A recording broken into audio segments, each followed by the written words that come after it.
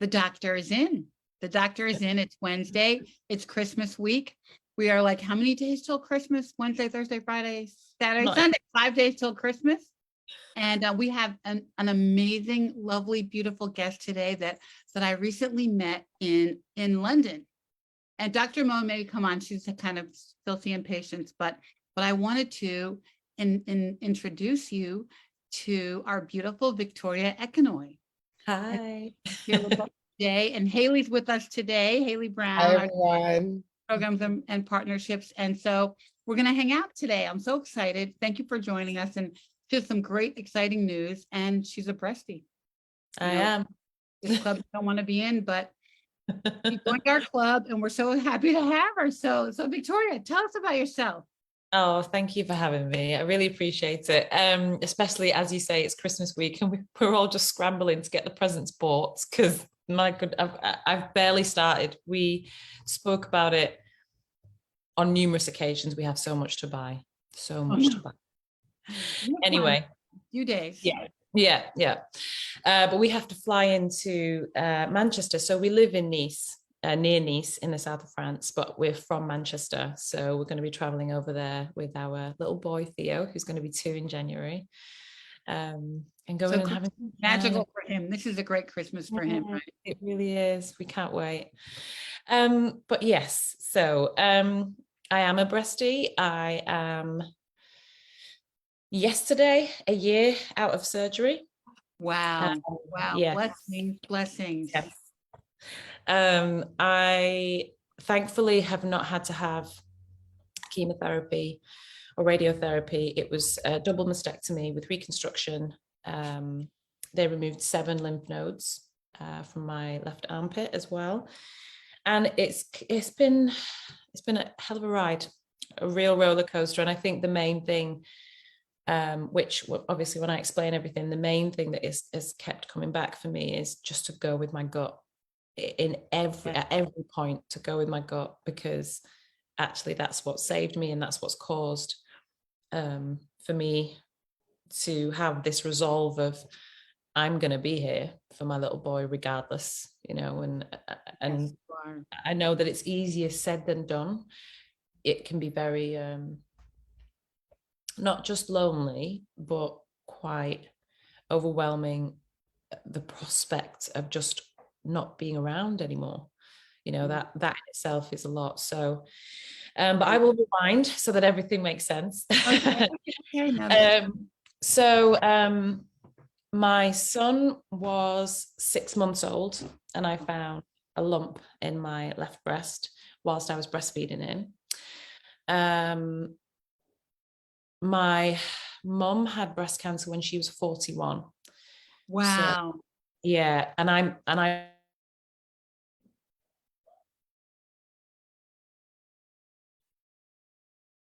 looks like we lost her a little bit. No, she's frozen. Oh, there you are. Oh, I'm back a second. She was the 3rd person that I knew of that had it within the family. And how old were you? You were 41 also? I was 39. So I just turned 41 now, but I was 39 when I found the lump, and 40 when I had the surgery, because it was a matter of months when my birth came into play.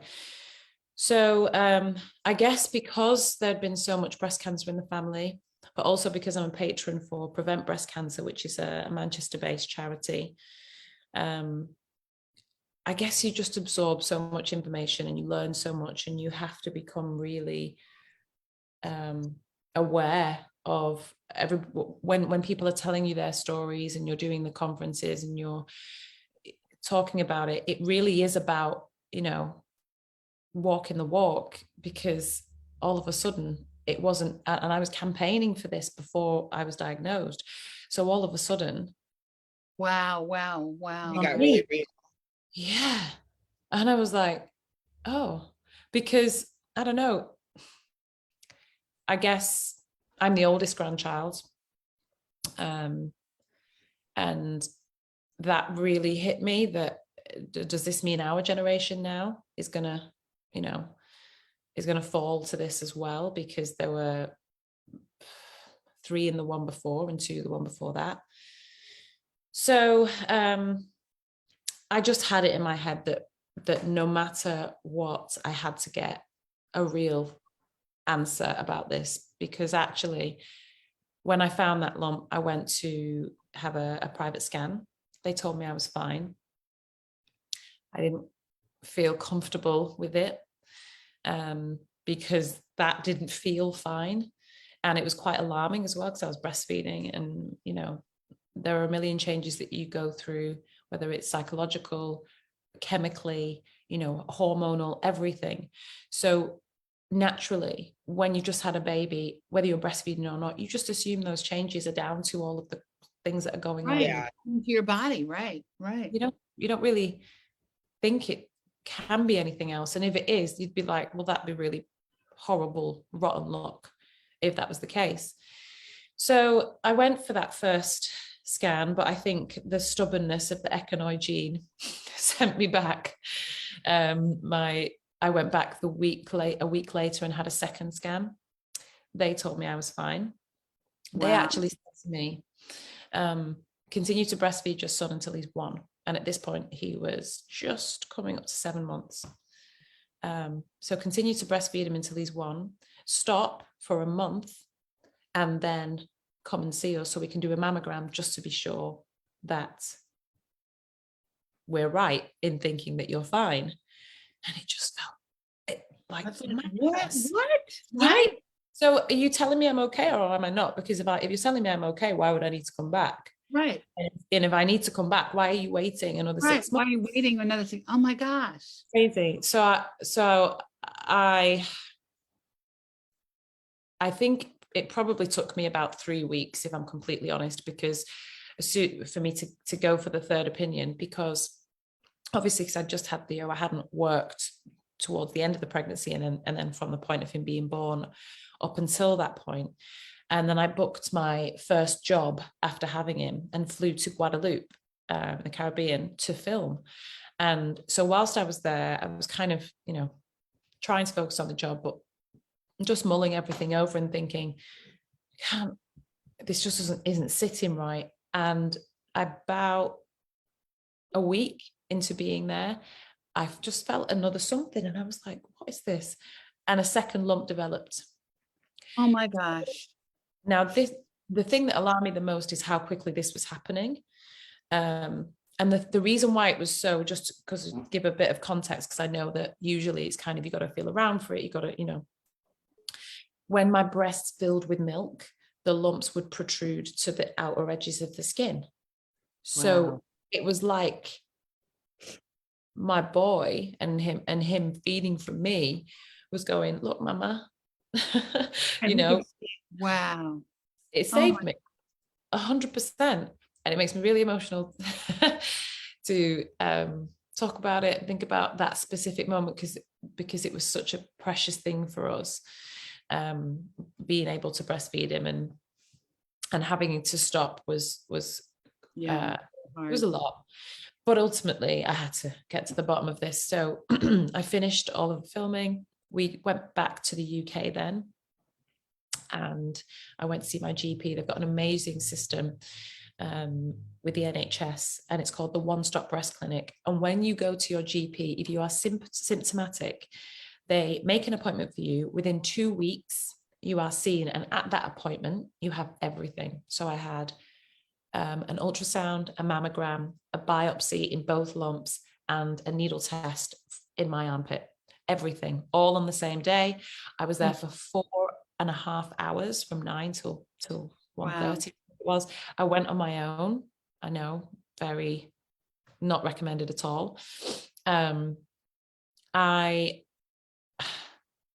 just didn't want to worry anybody, so I hadn't told my partner until pretty much the week before I went to have this done. And I didn't tell my mum until the day that I got back from the biopsy. And the only reason why I told her is because I couldn't lift my son, and I had like puncture wounds from the biopsy. Right. It was you know, yeah. And it was, you know, it was bleeding and everything. And, you know, they bandaged me up and patched me up, but you could still tell. And I was struggling, and I knew she would ask questions, and obviously she's been through it. So I just was like, you know what, I need to just say something. And in hindsight, I was trying to protect people by not saying anything, but actually it made them more worried that it was such that it was at that point Right. before I said anything. Right. So I've learned my lesson there. There's never a time, right? No, We can tell ever. you about that too, about Yeah. women. Yeah, exactly. So that was October 6th. On October 13th, I was diagnosed with DCIS, which is ductal carcinoma in situ, which basically means that as you know, that the milk ducts have cancerous cells within them, and it was a 4 centimeter mass. Wow. I have sickle cell, and so my hematologist thankfully stepped in when I spoke to him about everything. He stepped in and said, there's no way we can allow this surgery to go ahead unless you have a full body blood exchange first, because we need to remove the sickle blood and replace it with non-sickle blood so that you can make it through the surgery and recover. And I appreciate that when you're in a specific field, you don't know about those things. But had I not, it was just by chance that I spoke to my hematologist about it. And had I not done that, I don't know whether I'd be here now, because that essentially saved me, because you can go in, you can have like chest syndromes, acute chest syndrome, so essentially stroke during or after the surgery. And wow. So, I'm really grateful. He's brilliant, and he has been a real rock for me throughout everything. So I had that 10 days before the surgery. And then on the 17th of December, I had the double mastectomy, reconstruction, and the 7 lymph nodes removed. They said that they thought that was going to be curative and I wouldn't need any kind of medication or any kind of chemotherapy, radiotherapy, anything like that, because it was supposed to be non-invasive. And obviously that is fundamentally that is what it's supposed to represent. But from the point of all of those tests, which was October 13th, to the day of surgery, which was December 17th, so we're talking 8 weeks, when they removed everything, the mass that was 4 centimeters had become 7 centimeters. And they had found micrometastases in my armpit, in 2 of the lymph nodes, and microinvasion in the breast.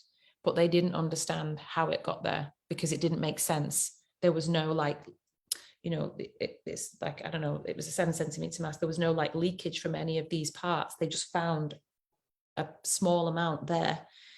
And then in my armpit as well. And so they were kind of baffled. They actually sent my tissue off to the States at that point to try and get a little bit more information.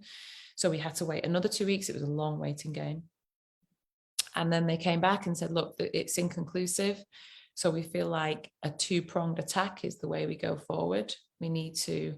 My type of breast cancer is estrogen receptor positive. So it feeds off estrogen. So that we need to do 2 things. One thing is to stop your body from producing the estrogen.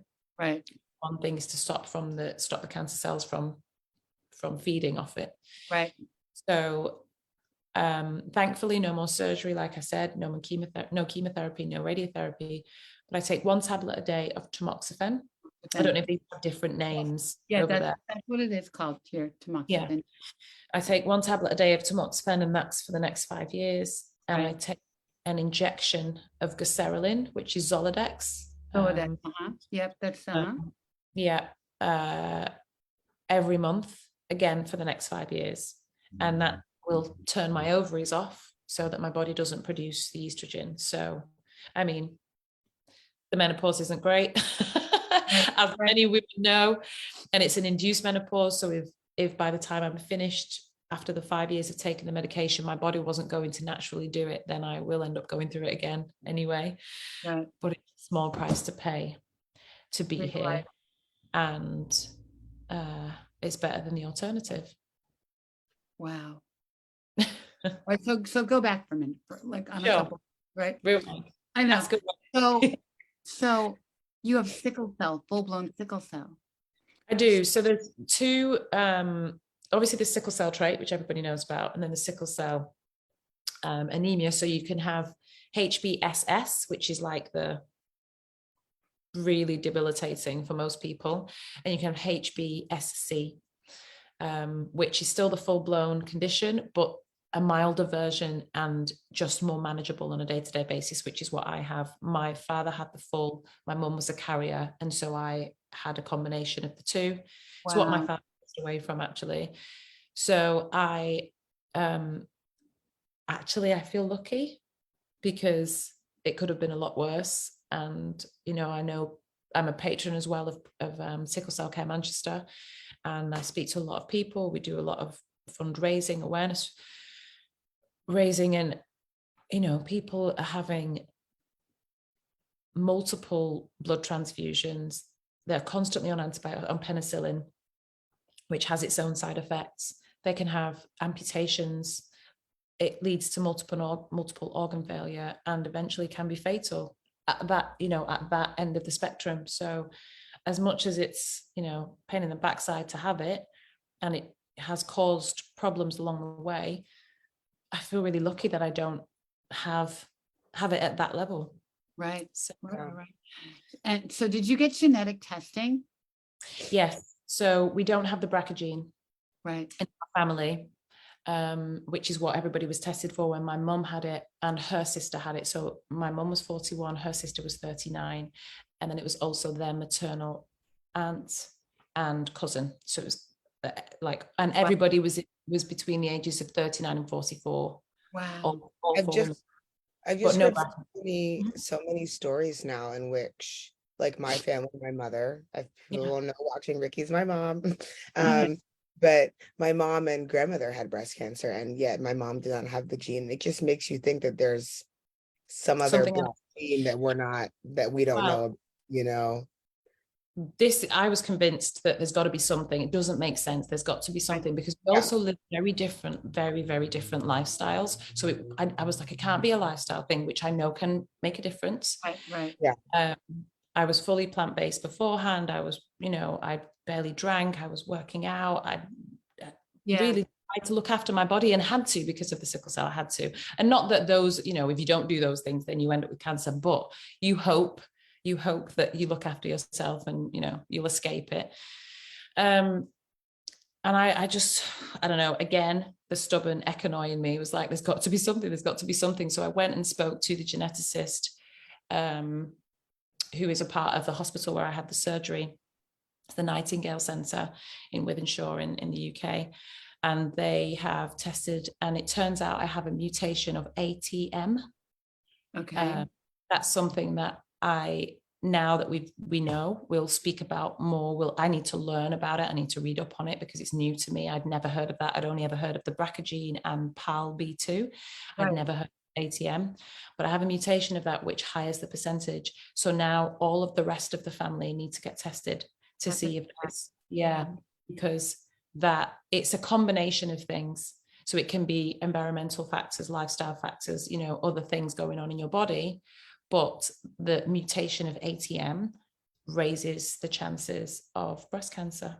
Well, and I'm not familiar with that gene, but I will look it up as well. Yeah. Did everybody else have ER positive breast cancer too? So my mom, yes, and her sister, but I don't know about the others because they passed before I was even born, and we didn't know a lot about it, and also people didn't talk then. It was very taboo, you know. And that's one of the reasons why I'm so vocal about everything. I'm like, it's nothing to be ashamed of. I know. You ask for it, and so you know. But yeah, so we don't know. There's not enough information. It is funny because you're like, you feel almost embarrassed or something by this thing that you didn't ask for, you know, or like that just came to you, you know what I mean? So it's like, why is there this stigma? Why don't we talk about it? You know? Black families in the States do not talk about health, Victoria, until somebody's dying, until somebody gets their leg amputated, and I mean, even stuff. I actually did this focus group a couple of years ago with this mom and this daughter who lived in the same house. The daughter was in her 50s, the mom in her 70s. They both had diabetes. The daughter was kind of a little overweight. The mom was very thin, tall and thin. Yeah. And so they never talked about the fact that they both had diabetes. They went to different doctors, different stuff. They took different medications and they never talked about it. And they ate dinner together every day. It was the craziest thing. And I felt like I was there to interview them. And I felt like I was their therapy. I brought I was therapist in the house because I made them talk to each other. But they had been living like that for years, and never talked with the same disease. Isn't that crazy? And, Well, I think for me, yeah, sorry, Mom, go. no, it's just like that's so typical of families, Black families, though, and it's so crazy because we're hurting each other by keeping these secrets. Absolutely. We have to, the knowledge needs to be generational as well. We need to pass down that knowledge and make sure that everybody is talking. And I mean, I'm probably an oversharer. I don't know whether that's because I'm an actress and we're just dramatic, but I literally told every single member of my family because I wanted them to check themselves. Yeah. Because I knew that I was going to go public about it so that I could start campaigning before the surgery, I wanted for people to really invest in themselves and advocate for themselves, because I realized how quick things moved for me. That 8 weeks from 4 centimeters to 7 centimeters, and from it being non-invasive to it getting to, that's scary as hell. And they, they didn't understand it either, which is, I was like, well, you're the medical professional. So I don't know what I'm supposed to do here. So I just thought, if I could wait, and I could wait until I've had the surgery and I'm feeling better and I'm back on my feet, and then I could start to talk about it. But there could be lots of people that are in the same position as me, and they could miss it. They could miss the signs. They could be breastfeeding and think it's just because the breasts are filled with milk or whatever. Yeah, no, it's crazy too, because I think that like, even in families that like, because I mean, I feel as if my mom and I did talk about health growing up, and I feel like it wasn't this taboo thing to talk about. But even when you get something as scary as cancer, or as these, these things that we've been told are deadly, even though they could not be with the proper treatment and whatever, those things become really scary too. And it's hard to even talk about it then, even if you are someone that talks about health, right? And so it's like, what you did, thank you for doing that, because you provided a space to talk about the nuances of it. Because even within us talking about health, there's so many layers that we can really unpack, and really begin to talk about the actual names of these things, where they come from, what like the things that cause these things, or so it's good for you, because there probably are so many young moms that to say, oh, this is a part of being a young mom, this is a part of being pregnant or breastfeeding, or this is a part of this process, and it might not be. I know, but it is common to get breast cancer when you're breastfeeding. I mean, I've heard of too many stories. That's what happened with Allison Haley. We know a lot of breasties who identified their cancer breastfeeding. So, and you know what? Maybe you're more aware of your body then, just because you had a new baby or whatever. But I mean, anything. I mean, when I got diagnosed, though, my tumor was like a little peanut under my nipple. Right. And I made everybody feel it. And my kids were like doing like men, everybody, like, because I wanted them to feel what it felt like. Understand. Like, like if you, feel this, I want you to know what it feels like. So if you ever encounter it, you'll know to do something about it, It's amazing what you did, because just getting that literal hands-on experience, so they know. So no, this is what it feels also like. it's a shock to the system, isn't it? So it'll really stick in there, and they will take heed. Yeah, they'll get it. But even Haley was away at college when I got she was with me when I got diagnosed. Yeah. Right. Well, no, I had gone. She basically, I was traveling for the summer and came home, and I had my regular gynecologist appointment, and she just came with me. And so our doctor was like, August to you, Ricky now too. Like, why not? And then we were able to get a biopsy, I believe, pretty quickly. But then she took me back to school for my sophomore year, and that was when the doctor called her and said it was cancer. But even then, like, I didn't realize the extent of how bad it was until I came home for Thanksgiving, and that she had dropped me off in September. And so it's just, even within that, it's it's hard because it's even hard to hear all the information, right? It's like, how do you make this information edible so people actually do hear it? Yeah. Yeah, Um, her dad did not want me to tell her that I had stage 3A triple negative breast cancer. You know what I mean? So we told her snippets, and I felt really torn because I wanted to tell her, but her dad was adamant to keep her protected, you know, so I kind of honored that. And she was really angry when she found out how sick I was. Because when she came home, you know, I was in the middle of, I just had my first chemo. It was not a good look. she also had you also, that's when you had C. diff. Yeah, I got C. diff on my first chemo. C. diff. C. diff is like, it's like a bacterial infection that No. often circulates in hospitals. And Right. so I had C. diff. And so, you know, it was my first chemo. They say you're going to get nauseous and have diarrhea. But I was like head in the toilet, head on the garbage can, sitting for like 3 days. But it was And- another moment in which had she just assumed that this was chemo and this was Right. regular, right? I It didn't was, know what. she did assume that it was regular. This is just Yeah. how bad it was, right? And so you don't even know how to advocate for yourself when you're just like, oh, this just seems like this thing they told me it's gonna be this bad, you know? Everything that happened. Yeah. Right. And finally, a nurse friend came over, a good friend of ours, and she's like, no, Vicky, this is not chemo. We need to go to the hospital. I got hospitalized for a day because, you know, but anyway, so it's all good. But gosh, you know, you're so young, and your mom got it so young. How old is your mom now, Toria? Just turned 60. Okay. So blessed. But you know, I mean, you have such an amazing platform to be able to do this advocacy work. So we're so grateful to have you. But tell people what you do. Like, and you got your movie. They need to watch it now. It's a Christmas movie. It's so great. I love it.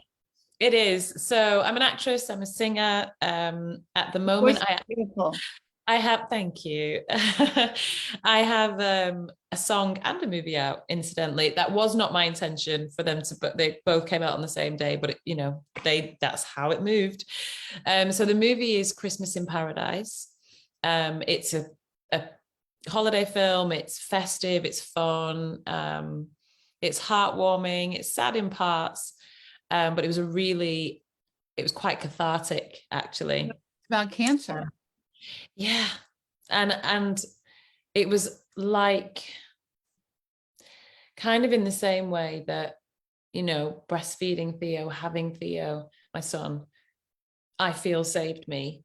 I kind of feel like this movie, the ability to get back on my feet, bearing in mind it was 4 months after my surgery that I got the call for this. 4 months. Wow. And I was like, oh my God, I'm not ready. I can't do this. I need to like take it. People take years off when they've had cancer. What am I doing? And just, especially with a young child as well, I just was so convinced that it was the craziest idea in the world. No, God brought that to you. This was a God thing. I was like, what? God thing. How do I not take this job? How do I not do this? And yeah, I flew out to, it's a beautiful island called Nevis, which is next to St. Kitts, right, in the Caribbean. I had the time of my life. We were there for 3.5 weeks, which actually was really tough because I was away from my son, and that's the longest I've been away from him. But I knew that my partner was with him, my partner's mom, he had his favorites around him, and I played with him every day, and we sang and played, but it was therapeutic for me to do what I did before the craziness, before the, if I'm honest, before the onslaught of COVID, pregnancy, COVID, baby, COVID, cancer. I was gonna say, it's like not even just the cancer, like like giant life transitions happened, and I didn't even consider COVID to be one of them, but it is. Yeah. But like, it was just like, who are you in this world now? You know what I mean? It was probably so refreshing. I was quite ashamed to say it at the time, but now I'm like, absolutely, I needed the autonomy. I needed to feel like me again, just me, just Vic, just Victoria, just V, whatever, just me, not a partner, not a mom, not a cancer victim, not a sickle cell victim, not just me, and doing what I feel I do well, or doing what I love, throwing my creative self into something. And it was quick, very fast after the surgery, but I felt ready. I just felt like I shouldn't feel ready.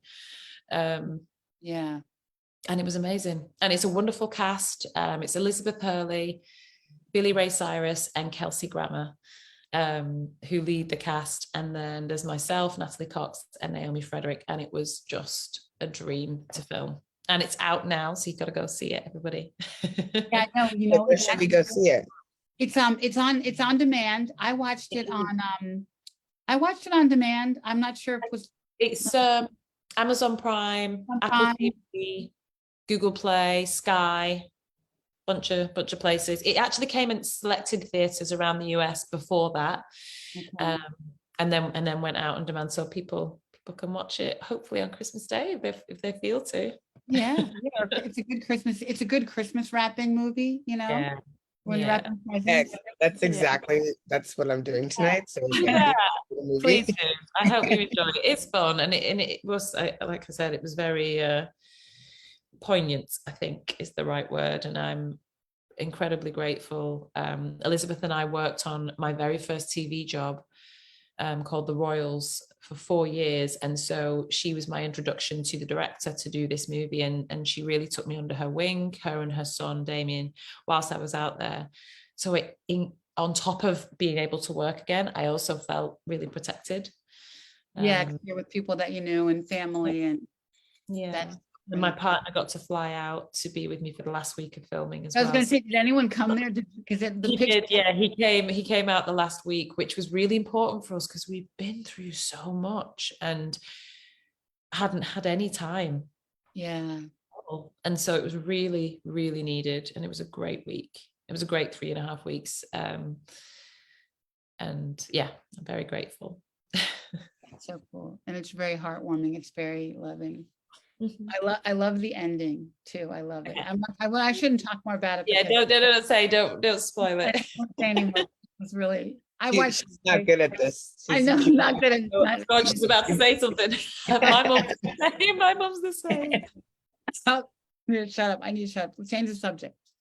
No, but I feel like after hearing your story, I had so many initial questions just about like, Yeah. the connection that you now have with your son because of this moment. Because I feel like, when my mom had breast cancer, I was I guess 19 turning 20 around that time. So, but like we have a different relationship because I was a part of her care team, right? She was my caregiver. She took a semester off from college and came home and Nice, really? but in a unique way, Theo's a part of your care team. You know what I mean? Like he's a part of your experience in that way, I guess, in such a different way. So I guess loved hearing that part of the story, really. Yeah, he really is. And he has been, I think, because I mean, I was supposed to shield and socially distance myself at the very first lockdown. And that's when we got pregnant. So when I spoke to my hematologist, he was like, you weren't really listening to our guidelines. He's like, no, sorry. all right. But yeah, we conceived Theo in the very first lockdown, and we were together for 4 months solid, and I didn't see anybody else because I was staying indoors and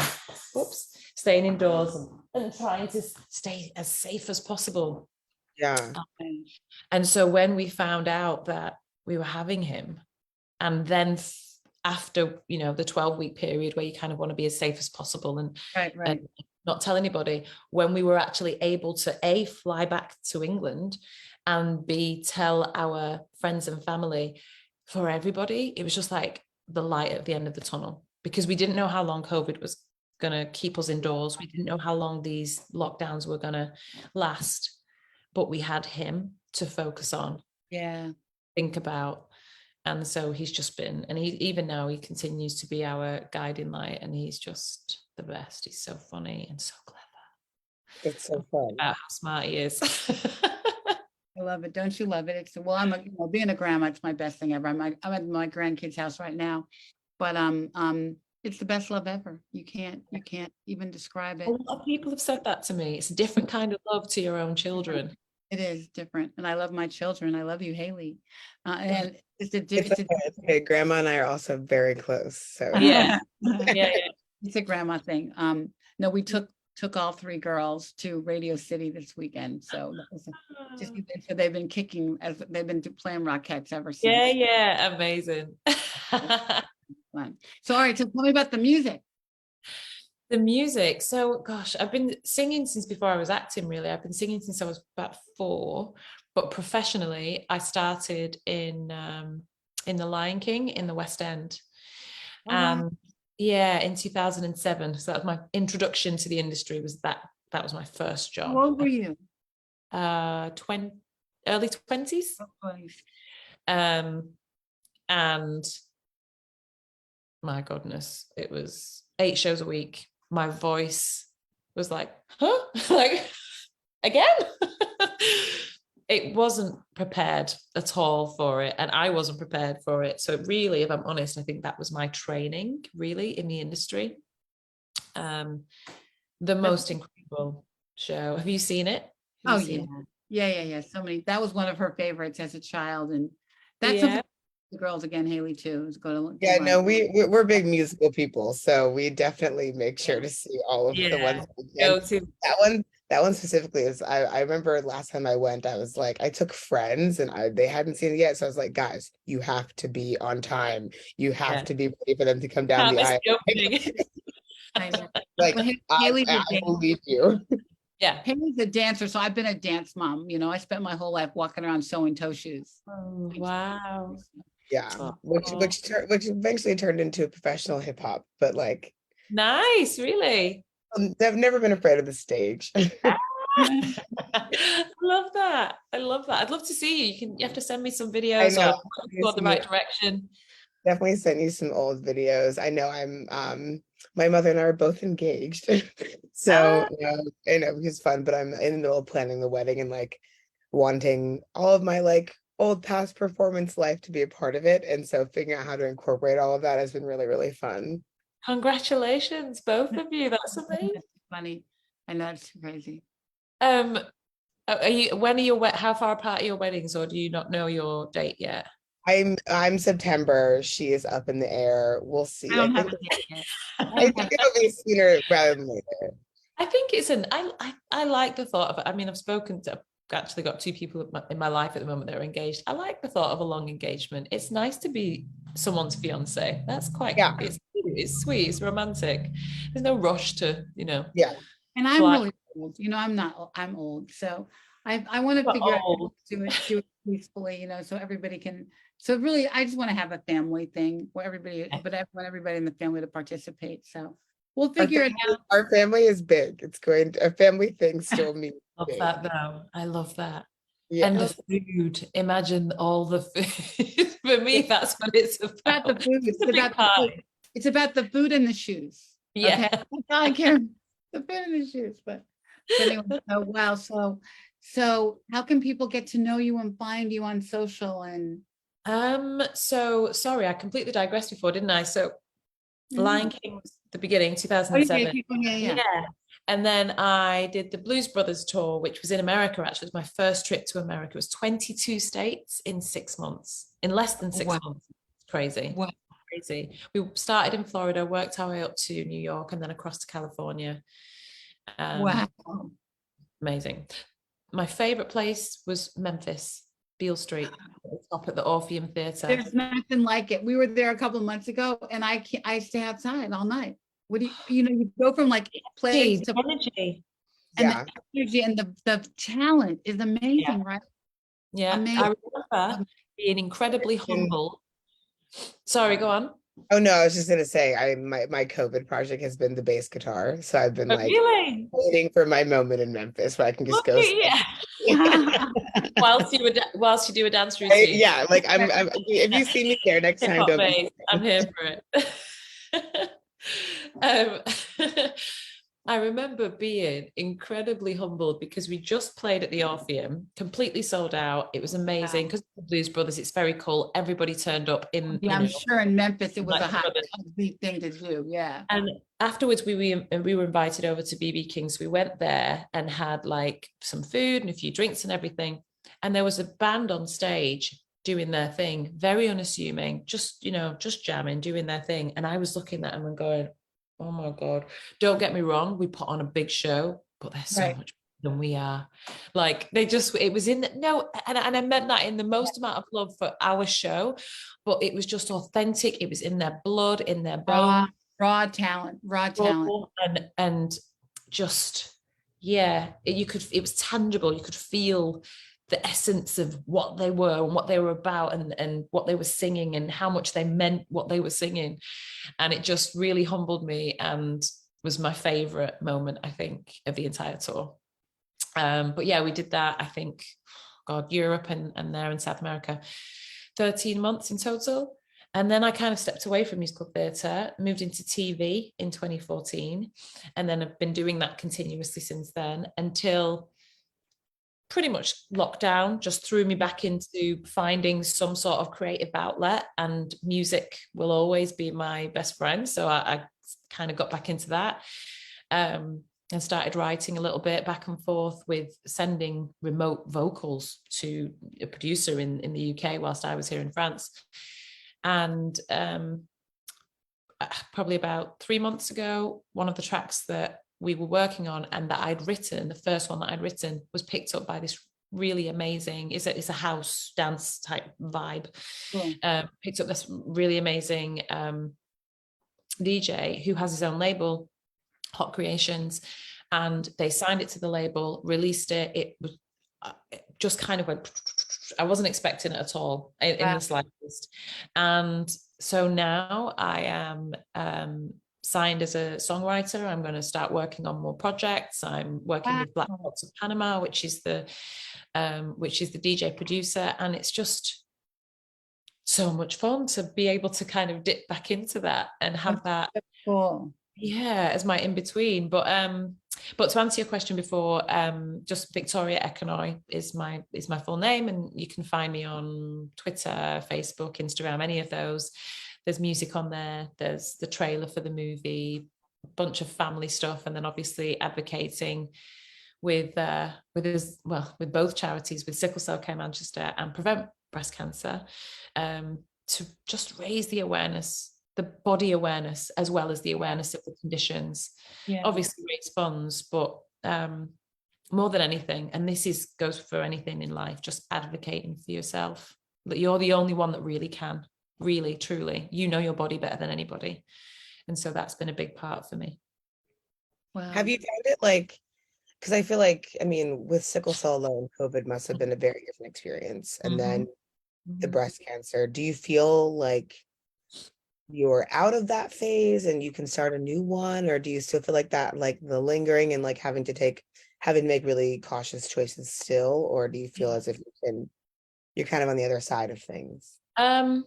It's transient. I feel like I am absolutely focused, like laser sharp focused on all the things that I've wanted to do and been like, oh, maybe this, maybe that. I'm just doing them. I'm doing them. I'm doing them 100%. There's no way, two ways about it. Just creating opportunities to be able to put things in place for and with my family. That side of things, if anything, it lit a fire in my belly. So it's spurred me on. My friend said the most amazing thing to me. I was performing at a place in London, and he came to watch the show, and he came up to see me after the show, and he was crying. And I was like, "Are you okay?" And I thought something really bad had happened. And he's like, "I'm just so proud of you." And I was like, "Why?" He goes, "Because you didn't even break stride." And it didn't feel like that at all. It didn't feel like that. But he said, everybody is like, what is she doing? And it doesn't feel that way in my mind, because, it's just constantly just everything, baby, cancer, COVID, the medication, the menopause, the sickle cell. It's just a constant. There's so much going on that I'm constantly like, Just You know, you're probably like, what's on this the thing? plate. I Spinning can't on even the plate. figure out which thing this goes to. Yeah, but I'm literally just going, "Doo, doo, doo, doo," and it doesn't, in my mind, I'm not thinking of it as, it physically stopped me for a while because I had to get better from the surgery and be smart about, not doing too much too soon. But it was an irritant. It was an irritant. It was annoying me that it was in my way. That's how I felt. Mhm. I think if I'm completely honest, my family and friends have been and still are the reason why I feel the way I do about it, the way I have been able to just hit the ground running. Everyone just kind of went like this underneath me and held you up. They knew that I'd want to do it on my own. They knew that I was stubborn and I'd want to get there on my own, but they just did this just in case I fell and just held me up. And I love that. I love that because that's what, because they knew I wouldn't ask for help, but they were like there holding me up. I love that. We're there, and it was a combination of my mum obviously having been through it and therefore being able to talk through things on that side. My partner's mum used to be a nurse and has had her own health concerns, and so been able to talk to her on the professional side. My partner, the way he kind of held everything together for so long, whether going from the pregnancy right through to now, right? Because I couldn't work for 2 years almost. I had one job in between that lasted a few weeks, and then it was like, oh, surgery. Right. And he has held everything together, and it's been tough for us as a couple. It's been really tough. It's a lot. Yeah, it's a lot of weight. It's a lot of external pressure. And we've talked about it so much, and I think you have to. But my goodness, if we got through that, I believe in my heart we can get through anything. And I hope that, it's a testament to anyone going through struggles and within their relationships. Doesn't necessarily have to be the person they're with. It can also be family or work or whatever, their children. Guilt that they might feel for burdening them with having cancer. I felt guilty that it was keeping, because obviously our home and my partner's company is here in France, but I had the surgery and the baby in England. And so Johnny, my partner, was like traveling back and forth every 2 weeks or so, missing so much of his son's development at such a young age, not being there and being able to do anything really for me because, it was just a case of recovery. But at the same time, being here and keeping things going and running his company, and it's just been crazy. It's been a crazy, crazy time. And I think adversity is the biggest test. And if you come out the other end, you can pretty much throw anything. You can do anything. You can do anything. You can do anything. Yeah, absolutely. I do feel like well, with my mom, like after the journey, it was like everything's cake now. You know what I mean? Like, yeah. Bring it up. Bring it right? up. Bring like, it. Bring it. Yeah. I'm not even, this is the bad thing, and I shouldn't think about it this way because it's still incredibly serious, but I don't fear COVID anymore. I did before. Right? I'm like, okay, I've had it. In fact, I got COVID 2 weeks after the surgery. We all did in the household because everyone was being so careful and everybody was testing. Anybody that wanted to visit, nobody came to see us for 2 weeks after the surgery. And then the first visitors, they had it, they tested that morning, but it just came up negative. They didn't have any symptoms and we all got COVID. So if I can get through it 2 weeks after surgery, right. Oh my God, yeah. Bring it on. But I think that's the case for everybody. We're always stronger than we think we are, physically and mentally. But also it's about your tribe. It's about who you've got in your life.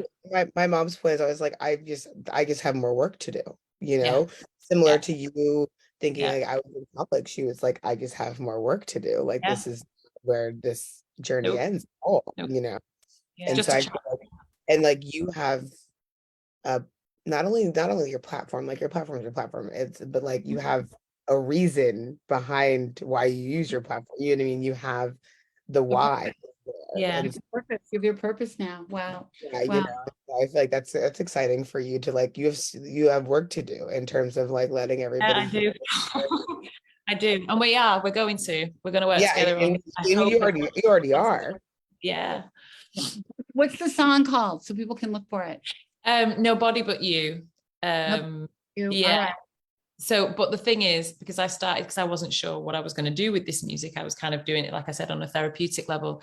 I wrote under a pseudonym, Bisi, Bisi, because my first name is Adebisi, which is Nigerian. And so I wrote under Bisi. Already found it. When you look for I'm dead. Play it to the world. It's fun. It's kind of a summer club banger. So it's not the kind of, Christmassy, but I'm like, let's live, feel the love, have the joy, play it at the Christmas parties. That's what we're doing anyway. It's on my playlist. I listen to it all the time because I'm proud of it. It came at an important part of my life. I can't wait to dance to it. So also, Victoria, we've sort of coaxed her into helping us launch this new campaign we're going to launch in January. We're going to keep it a secret. It's been Haley's baby that she's birthing, and but talking to young women because we have to do that. We have to be aware and know our bodies and know her stories. And you did all of the things. Yeah, Talk about, right? So much of the campaign is about making this not scary and making these things that seem taboo not taboo. Yeah, right? yeah. We want them to talk about their boobs. We want them to talk about it with their moms, with their. Well, we're targeting the 18-35-year-old because that woman has moms and daughters, and so we want them to really start opening these conversations, talking about their shared breast health history.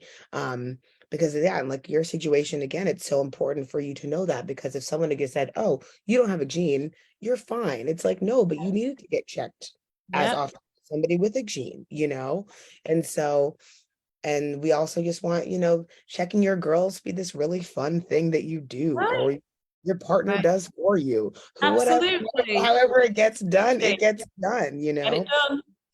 Right. And you had to advocate for yourself, which is a whole nother thing, saying, wait a minute, I know my body. Yeah, this something's isn't off. right to me. Like, what are we going to do? Yeah, let's fix it. So all the things. So we're so excited for more to come with our beautiful Victoria. We're so excited to be with us today. Thank you so much. Thank you for having me. It's been a pleasure. And next time we're doing this in Nice, okay? Because Haley and I can get on a plane and come to France. Yeah. It's the most beautiful, honestly. Please do. And you can drive to Florence in 3 hours from where we are. You can make it a little trip, do a little bit of France, a little bit of Italy. I think we need to do an event there. So let's work on that. Okay. Let's work on that. I'm here for that. But you have a merry. I have to put my other hat on. You see my stupid hats. What's this one? I love this. The earrings. Have a hat show, like winter. Usually at the Grammys or the Globe or whatever awards it is, people are having like dress changes and things. Exactly. I have my dressing. But everybody have a merry Christmas, have a good time with your families and friends. And we'll be here next week. Talking about faith and fear can't live in the same house. So stay with us. But Blesstie love, we hope this was reliable and real and relatable, as Mo would say. And we'll see you next week. Blesstie love, the doctor is in. Thank you. Thank you so much.